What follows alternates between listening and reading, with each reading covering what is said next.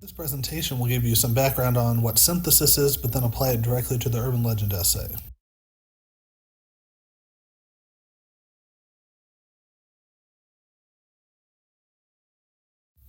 First, think of some words that are related to synthesis. What words that makes you think of?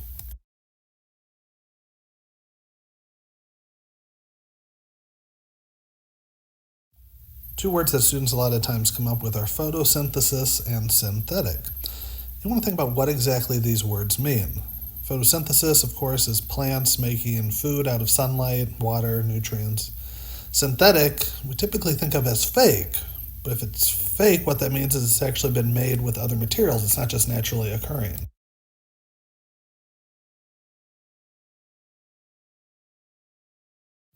So, synthesis in both of these cases refers to making something new out of existing materials.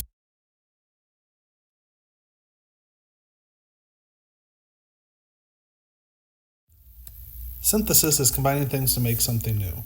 This is what you do when you cook. You take ingredients and you make it into something new. When you build something, you take wood, screws, combine it into something different. Synthesis, when we're writing, is the same thing. We're taking maybe an original source, a story, an article, an urban legend in this case, taking other sources of research, our own thoughts, combining all of that into something new. And that's what our essays are. It shows something new coming out of something that's already existed.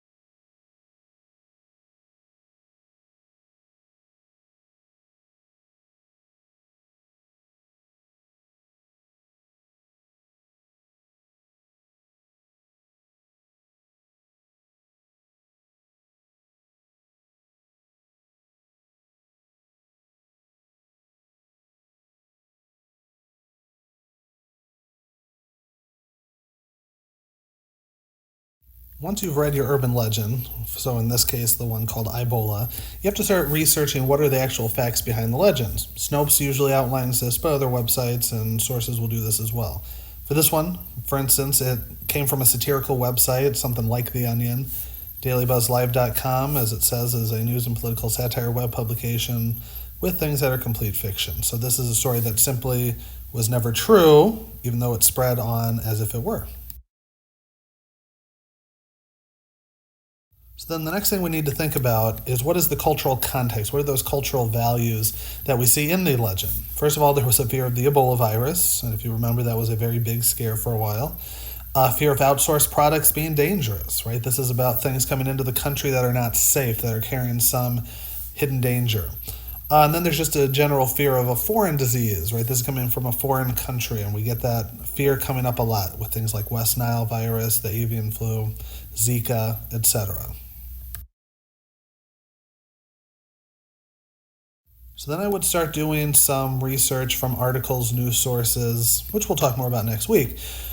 But I need to start finding out what are some realistic things that happened that then influenced people to believe this legend, right? For instance, here I find an article talking about how in Sierra Leone there was an outbreak of Ebola. So in that location there actually was a fear of this disease. So that's first. I can also find evidence that, for instance, from China, so a different place, but they were worried about poisonous exports. As we can see, from this particular country, numerous toxic products have come into American consumers, things like adult vitamins, pet food, other things carrying various diseases from bad merchandise, but also other dangers.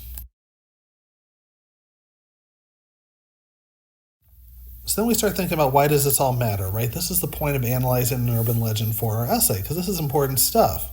So first of all, technology is everywhere, so potential harms are a concern. iPhones and other cell phones are such a part of our life that it's important to really know what's going on.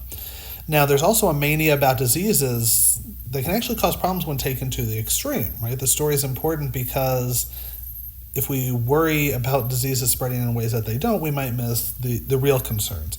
And then finally, just having a realistic view of disease is important. Okay, so that's what our synthesis looks like from this essay. We see that the legend about Ebola spreading through iPhones is simply false, but based on the fact that we had Ebola coming from Sierra Leone and that we have a concern that products from other places have caused problems before, it makes sense that people's mind created this sense that, oh, the cell phones could come from this place with Ebola. And that's the type of synthesis, in a nutshell, that you're going to be doing in your own essays.